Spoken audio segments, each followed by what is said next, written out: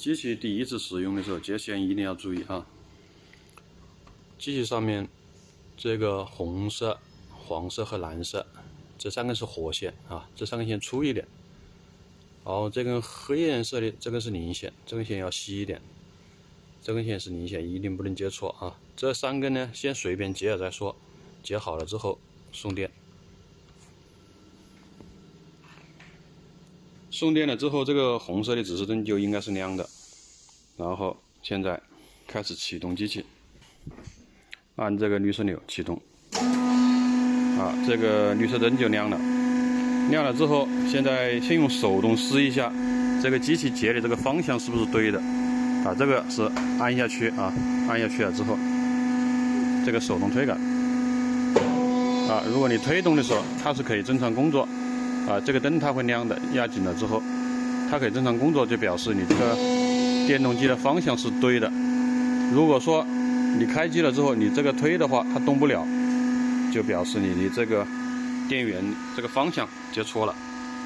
接错了，同样的这个零线，这个黑色这根线是不能动的啊。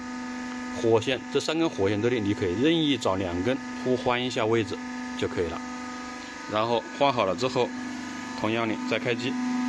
用手动，它就可以前后工作了。然后气泵，这个空压机这里，这个插头啊，机器旁边是有个插座的，把它插上去。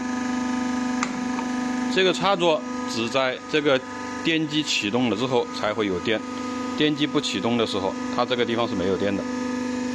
然后气管，这根气管把它插在里面，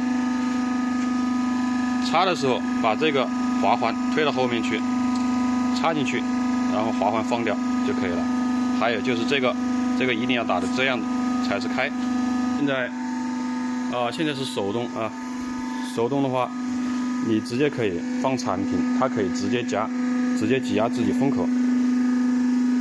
那这个是风口的温度，控制温度的。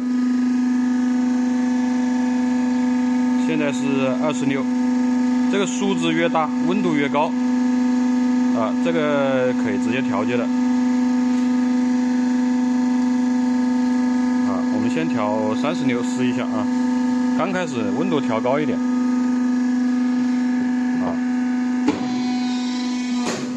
好，你先放一个包，我用手动来试一下。啊，放下去了之后，手动钮那边推着不要放手，一直不放手。看，它自己就会把口封好，这个灯亮一下，它会自己熄灭。啊，要把它拿出来，就可以把它往这边，啊，就可以拿出来了。好，你演示一下这个产品没放到位的时候。